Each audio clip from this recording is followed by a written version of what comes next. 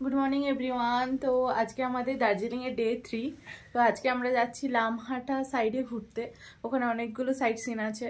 তো সকাল সকাল উঠে রেডি হয়ে নিয়েছি, প্রচুর ঠান্ডা। তো এখন আমরা নিচে যাচ্ছি ব্রেকফাস্ট করতে, ব্রেকফাস্ট করেই বেরোবো।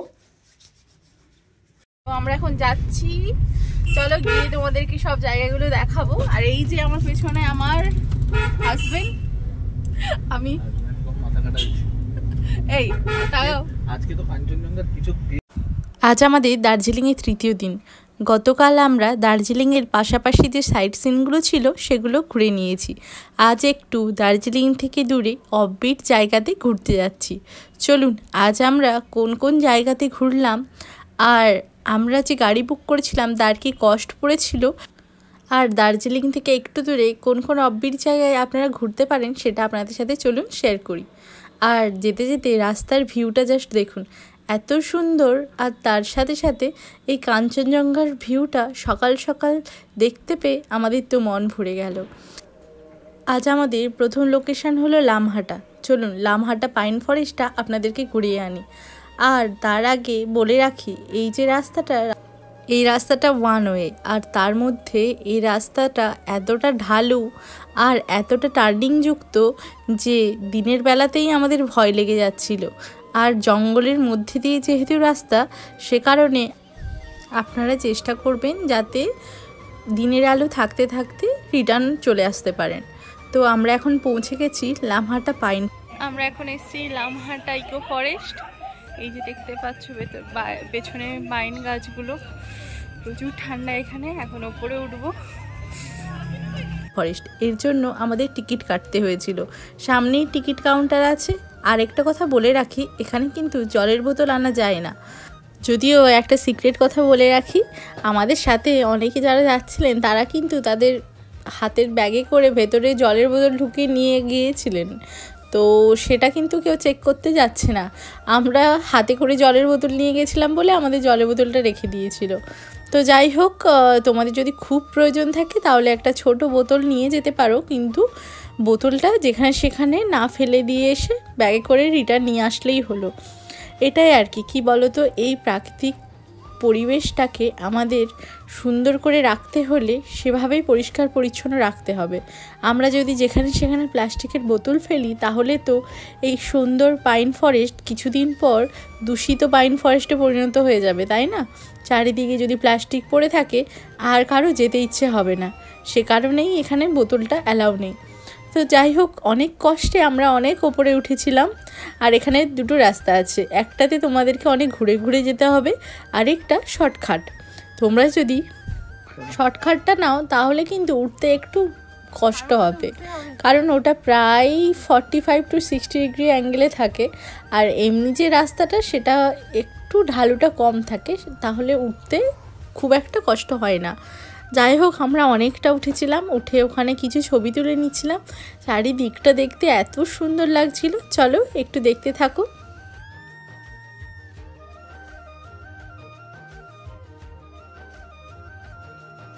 কত খাড়া সিঁড়ি,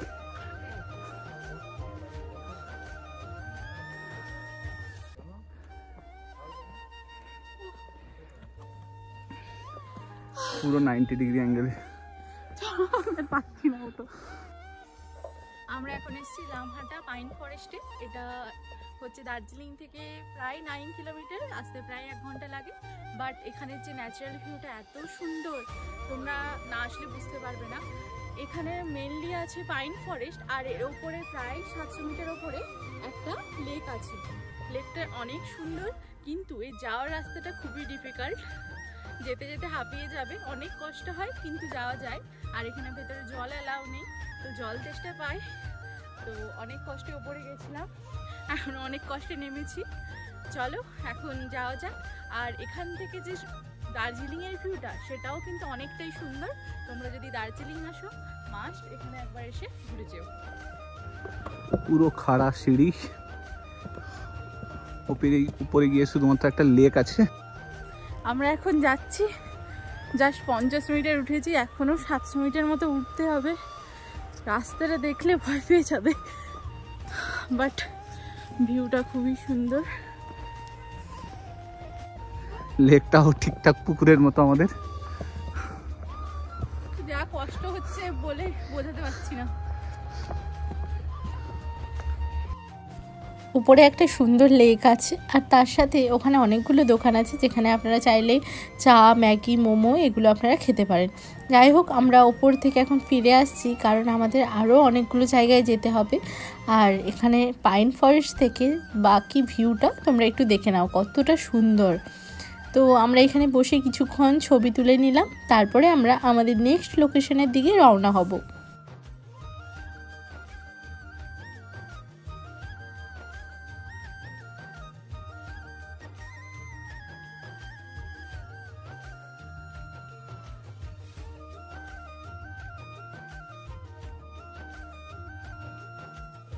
আমাদের ঘোরা কমপ্লিট হয়ে গেল লামহাটা। খুব সুন্দর, কি বলো তো, একটু কষ্ট হবে উপরে উঠতে, বাট ভিউগুলো অসাধারণ। তো আমরা এখন কমপ্লিট করে নিয়েছি, এখন আমরা নেক্সট লোকেশনের দিকে যাচ্ছি। এই রাস্তাটা এত ঢালু বলে হাঁটতে একটু সুবিধা, ওপরের দিকে উঠতে হলে অনেক কষ্ট হতো। তো সামনেই আমাদের গাড়ি, সেজন্য একটু হেঁটে হেঁটে যাচ্ছি। যতটা দেখা যায় ততটাই পাইন ফরেস্ট, এত সুন্দর। ন্যাচারাল ভিউ পেতে হলে এখানে একবার অবশ্যই তোমরা এসে ঘুরে যেও। আর ডিসেম্বরে তো এখন ওয়েদারটা তো খুবই ভালো, ঠান্ডাও আছে, তাই বলে ওপরে উঠতে একটু কম কষ্ট হয়। গরমকালে হলে কিন্তু অবস্থা আরও খারাপ হয়ে যেত। চলো নেক্সট লোকেশনে দেখা হচ্ছে। লামাহাটা থেকে বেরিয়ে আমরা এবার যাচ্ছি ত্রিবেণীর উদ্দেশ্যে। যাওয়ার পথে পাহাড়ের যে সৌন্দর্যতা চোখে পড়ছে সেটা বলে বোঝাতে পারবো না। এত সুন্দর করে ধরা দিচ্ছে, পুরো মনে হচ্ছে যেন কেউ ছবির মতো করে এঁকে দিয়েছে। যাওয়ার পথে অনেকটা খাড়া রাস্তা আমরা পার করে এসেছি। এবার আমরা তিস্তা নদীর পাড়ে যাচ্ছি। ত্রিবেণীতে 3টে নদী এসে মিলিত হয়েছে, আর আমরা সেই দিকেই যাচ্ছি। দার্জিলিংয়ের কংক্রিটের জঞ্জাল থেকে বেরিয়ে যখন আমরা এই অফবিট ডেস্টিনেশনগুলো এক্সপ্লোর করছিলাম, তখন মনে হচ্ছিল যে এই অফবিট ডেস্টিনেশনগুলো তাগদা, তিনচুলে, লামাহাটা এই সাইডগুলো কতটা সুন্দর, এবং জাস্ট তোমাদেরকে বলে বোঝাতে পারবো না। যেন মনে হচ্ছিল গাড়ির পাশে পাহাড়গুলো এসে ধরা দিচ্ছে, এবং তার পাশে পাশে যে ওই যে ছোট্ট ছোট্ট তুলোর মতো মেঘগুলো ভেসে বেড়াচ্ছে না, সেগুলো জাস্ট দেখতে অসাধারণ লাগছে। আমরা যাচ্ছি এখন ত্রিবেণীর উদ্দেশ্যে। ত্রিবেণীতে যাওয়ার পথে প্রচুর গাছপালা পড়বে, জঙ্গল পড়বে, এবং সঙ্গে সঙ্গে সাইডে কিন্তু পাহাড়টা, পুরো পাহাড়গুলো ধরা দেবে, এবং একটা পাহাড় আরেকটা পাহাড়ের ওপর উঠে আছে তোমার ফিল হবে, এবং যে প্রাকৃতিক সৌন্দর্যতা চোখে পড়বে সেটা জন্মান্তরে তুমি কখনো ভুলতে পারবে। এখানে এসে একটা কথা আমার মনে পড়ছে, ইতিহাসের বইতে আমরা পড়েছিলাম আলেকজান্ডার সেলুকাসকে বলেছিল, সত্য সেলুকাস কি বিচিত্র এই দেশ। আর আজকে আমার সেটাই মনে হচ্ছে। দার্জিলিংকে যদি এক্সপ্লোর না করতাম তাহলে কিন্তু কখনোই বুঝতে পারতাম না যে সত্যি আমাদের ভারতবর্ষ কতখানি বিচিত্র রয়েছে, কতখানি অপরূপ সৌন্দর্যতা এই ভারতবর্ষের মধ্যে। তো আমরা এখন ত্রিবেণীতে পৌঁছে গেছি, আর নিচে তিস্তা নদী বয়ে যাচ্ছে। আর ওই যে দেখছো তিস্তা নদী, ওই তিস্তা নদীর একদম জলটা তুমি যদি খেয়াল করো পুরো সবুজ হয়ে রয়েছে, আর মনে হচ্ছে যেন গাছের পাতার রঙগুলো যেন জলের মধ্যে মিশে গেছে। ত্রিবেণীতে এই যে তিস্তা নদীর যে 3টে নদীর মিলনস্থল দেখতে পাচ্ছ, এটা এখানে লাভার্স পয়েন্ট নামে পরিচিত। যখন কেউ আসে তখন তারা সবাই এই পয়েন্টে এসে ছবি তুলতে কিন্তু ভোলে না। খুব সুন্দর একটা জায়গা, আর মনে হচ্ছে পাহাড়ের ঢাল বেয়ে সমস্ত জল এসে যেন তিস্তা নদীতে মিলন হচ্ছে।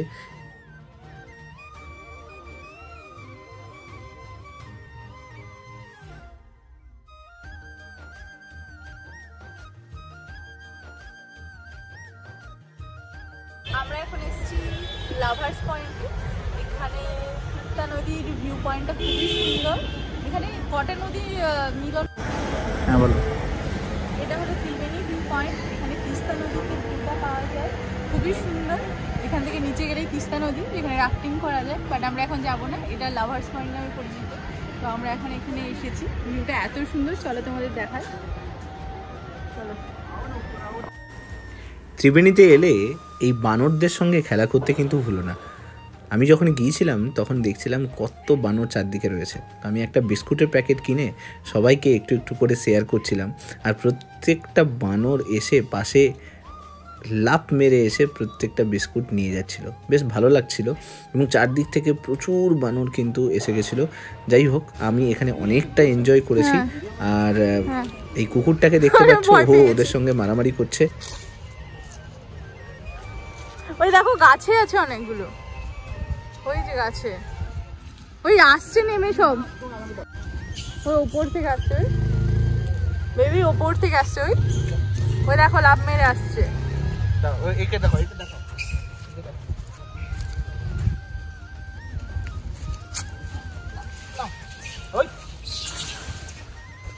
একে তো এই তো প্রচুর বাজে আছে, ধরে নেবো। চুপ চুপ চুপ, সামনে দেবে। দেখো দেখো দেখো দেখো এইটা আসছে, দেখো এই ওপর থেকে দেখো, আর এটাও ছোট বাচ্চা।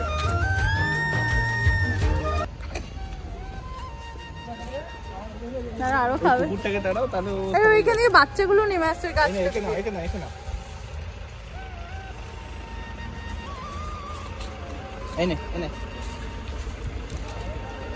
বাচ্চাগুলো নেমে আসছে, দেখো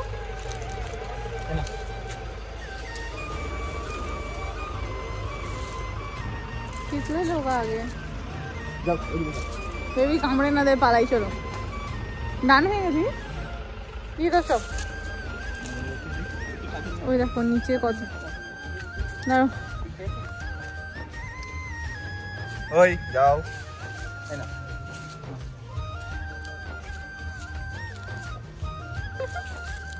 কত কিউট, কত বাচ্চা দেখো। ওই দেখো নিচে, ওই দেখো ছোট ছোট বাচ্চাগুলো আসছে, সব গাছ থেকে নামছে। ওই দেখো উপরে কোথায়, আর ওই যে ছোট বাচ্চা একটা বসে আছে।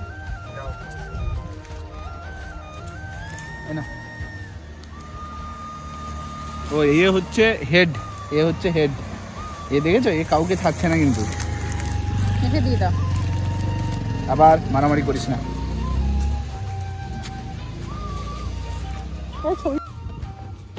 ওই দেখো এতজন চলে এসছে বলে আর একটা প্যাকেট বিস্কিট কিনতে গেছে।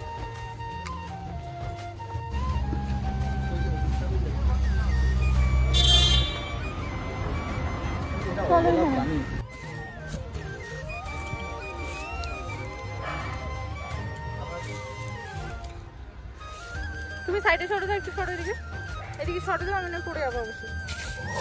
এই আরে দেখো তারা,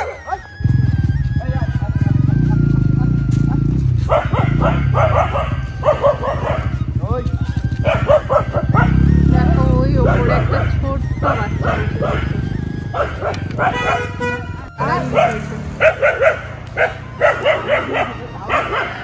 এই কুকুরটা তো বাজে আছে, বাচ্চাটা খেতে পারছে না। বাচ্চাটাকে দাও না, বাচ্চাটাকে দাও। আরে রে রে, আমার পিছনে চলে এসেছে বেবি, তোমার পেছনে। একে দাও, একে দাও, তোমার পেছনে একে দাও আগে।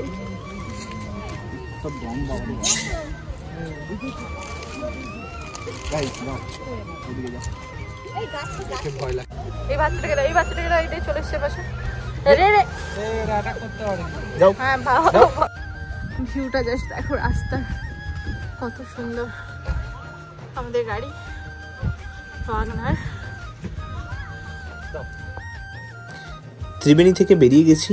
এবার আমাদের নেক্সট গন্তব্যস্থল পেশক টি গার্ডেন। খুব সুন্দর করে সাজানো, খিদেও পেয়ে গেছে, রাস্তায় যেতে যেতে কোথাও একটু খেয়ে নিতে হবে। তো চলো। লাভার্স ভিউ পয়েন্ট থেকে ফেরার পথে জাস্ট এখানে আমরা মোমো লাঞ্চ করলাম। আর এইটা হচ্ছে Peshok tea garden. Heavy view, natural beauty just দেখার মতো।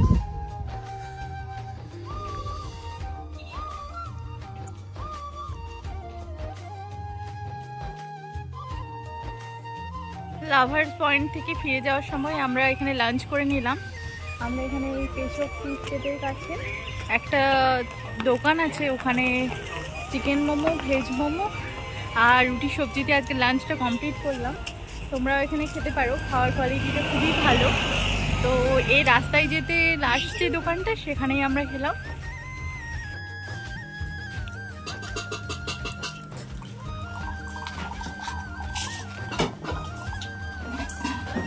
ये वाला दुकान से हम लोग खाए। इधर देखिए, हाँ ये आंटी यहाँ रहता है।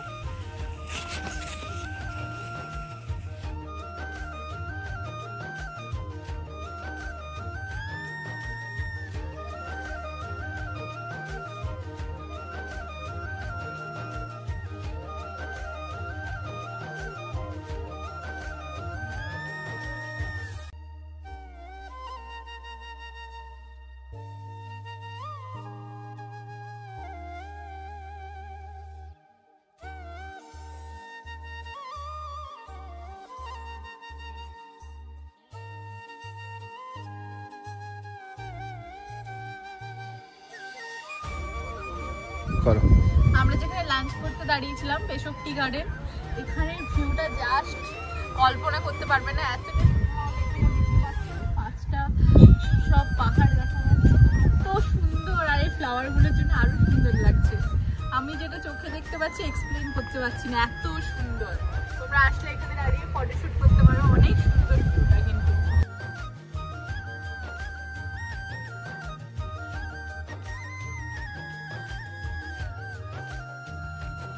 খাওয়া কমপ্লিট। এবার আমরা পেশক টি গার্ডেনটাকে একটু এক্সপ্লোর করার টাইম এসে গেছে। ওই দোকান থেকে জাস্ট কিছুটা এগোলেই পেশক টি পয়েন্টের ভিউ পয়েন্ট রয়েছে, তো ওখানে একটু দাঁড়িয়ে সময় কাটাবো সবাই মিলে, একটু ছবি তোলা হবে। अच्छा ये नया नया नया पत्ता धरा है ना? नया पत्ता है ना? ओ बड़ा बड़ा पत्ता है। हाँ फिर से नया आ जाएगा। এই প্রথম আমি চা বাগান দেখছিলাম, এর আগে দার্জিলিংয়ে আমার আসা হয়নি, আর এই চা বাগানের সৌন্দর্যতা দেখে আমি তো মুগ্ধ হয়ে গেছিলাম। তাই মন প্রাণ খুলে কিছুক্ষণ চা বাগানে টাইম কাটিয়ে আমরা বেরিয়ে পড়লাম আমাদের পরবর্তী লোকেশন অরেঞ্জ গার্ডেনের দিকে। সারাদিনের এই ব্যস্ততা ভরা শিডিউল থেকে বেরিয়ে কয়েকটা দিনের ছুটিতে যদি আমরা এরকম একটা সুন্দর জায়গা থেকে ঘুরে আসি না, সেই ফ্রেশ অক্সিজেন নিয়ে পুরো বছরটা কাটিয়ে দেওয়া যায়। আর বছরে এভাবে একটা ট্যুর প্ল্যান তো করাই যায় যেখানে আমরা সুন্দরভাবে এই লোকেশনগুলো ঘুরে আসতে পারি। তারপরে ওখানে চা বাগানে যারা কাজ করছিলেন ওনাদের সাথে একটু কথা বললাম। আর ওনারা তো একজন হিন্দি বুঝতেন, তো ওনার সাথে কথা বললাম, বাকিদের সাথে ইশারায়। খুব ভালো লাগলো এখানে। ওনারা আমাদেরকে বলেছিলেন যে চা পাতা চাইলে তুলতে পারি, কিন্তু আমরা চা পাতা নিইনি, কারণ চা পাতা প্রসেস না করে তো আর খাওয়া যাবে না, সে কারণে নিয়ে কোনো লাভ নেই। তারপরে আমরা বেরিয়ে পড়লাম আমাদের নেক্সট লোকেশন অরেঞ্জ গার্ডেনের উদ্দেশ্যে। অরেঞ্জ গার্ডেনের বাইরে এসেই অরেঞ্জের গন্ধ শুনে এত মন প্রাণ ভরে যায়, এতটা সুন্দর, বাইরে থেকে একটা সুন্দর স্মেল পাবে। যাই হোক, এখানে এন্ট্রি ফিটা একটু বেশি ছিল, 50 টাকা করে, তুলনামূলকভাবে বাকি পয়েন্টের তুলনায়। আর এখানে ঢুকে চারিদিকটা দেখো অরেঞ্জ ধরে আছে, হলুদ হয়ে আছে, এতটা সুন্দর দেখতে লাগছে চারিদিকটা। যাই হোক, যদিও এখানে অরেঞ্জটা গাছ থেকে তোলার কোনো অনুমতি ছিল না, তাও মন প্রাণ খুলে দেখে নিলাম সব কিছু। তারপরে আমরা চলে যাচ্ছি পরের লোকেশনের দিকে।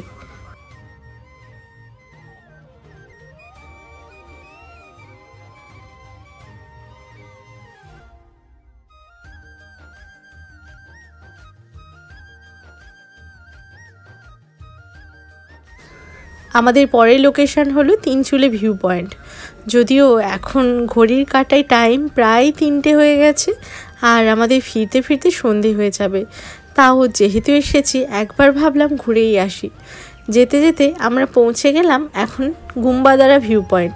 তিনচুলে ভিউ পয়েন্টটা এর থেকে আরও প্রায় 3 কিলোমিটার ওপরে উঠতে হবে, কিন্তু মনে ভয় আছে, যদি সন্ধে হয়ে যায় ফিরতে অনেক প্রবলেম হবে। যদিও ড্রাইভার দাদা বলছিলেন যে কোনো অসুবিধা নেই, উনি চালিয়ে নিতে পারবেন, কিন্তু আমরা কোনো রিস্ক নিলাম না। আমরা সন্ধ্যের আগেই ফিরে এলাম। আমরা গুম্বাদারা ভিউ পয়েন্ট থেকে সুন্দর ভিউটা দেখে নিলাম। দেখো চারিদিকটা কত সুন্দর, আর এখান থেকে পাহাড়গুলো এত সুন্দর লাগছিল। জানি না ক্যামেরায় কতটা দেখতে পাচ্ছ, কিন্তু চোখে যেটা দেখেছি সেটা ক্যামেরায় এতটা সুন্দরভাবে নেই। আমি এখন যেখানে দাঁড়িয়ে আছি এটা হলো গুম্বাদারা ভিউ পয়েন্ট। এখান থেকে ন্যাচারাল ভিউটা জাস্ট তোমরা দেখো কতটা সুন্দর। আর এখান থেকে আরও যদি 2 কিলোমিটার ওপরে যায় তাহলে ওটা হলো তিনচুলি ভিউ পয়েন্ট, সেখান থেকে আরও সুন্দর ভিউ আসে। আর একটু এগিয়ে গেলে তাগদা অর্কিড গার্ডেন আছে, তো এখন সন্ধে হওয়ার জন্য আমরা ওখানে আর যাইনি। এখান থেকে ভিউটা খুব সুন্দর, তোমরা যারা এখানে আসতে চাও আসতে পারো। এখানে অনেক হোমস্টেও আছে, এখানে স্টেও করতে পারো। ভিউটা জাস্ট না দেখলে নয়, এতটা সুন্দর।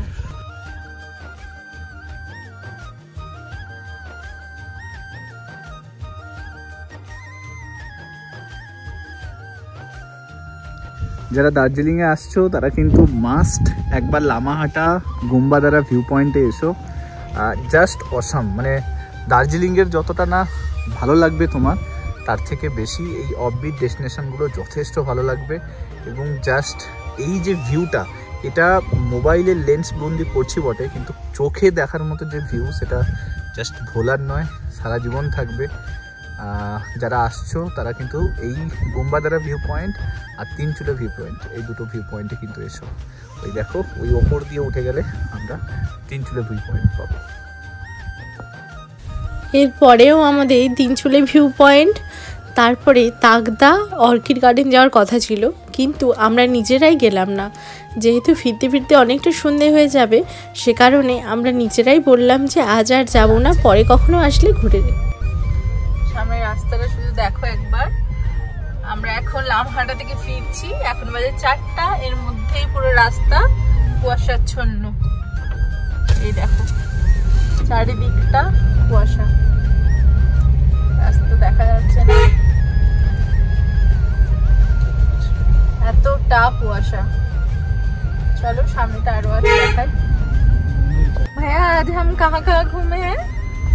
लामाहाटा, नीचे त्रिवेणी लव व्यू पॉइंट, हाँ, ऑरेंज गार्डन और तीनचुली और एक गुम्बा व्यू पॉइंट, गुम्बा व्यू पॉइंट, और वो क्या टी स्टेट था वो पेसोक टी। T state. हाँ, आज बहुत सारा जगह में घूमे हैं। আজকে আমরা অনেক জায়গাতে ঘুরেছি, আর এই ভাই আমাদের সাথে ছিল। ভাই বলছি কারণ ওর বয়স 19 বছর, আমাদের থেকে অনেকটাই ছোট, বাট ও আজকে আমাদেরকে গাইড করে পুরোটা ঘুরিয়ে এনেছে। কালকে যে দাদার ডিটেলস বলেছিলাম, সেই দাদারই ও ভাই। আজকে দাদা আসতে পারেনি বলে ওই ভাইকে পাঠিয়েছেন। তো আমি ওর নাম্বার আপনাদের সাথে শেয়ার করে দেবো। ও খুব সুন্দর করে আমাদেরকে এই লামহাটার পয়েন্টগুলো ঘুরিয়েছে। আপনারা চাইলে দাদাকে বুক করতে পারেন।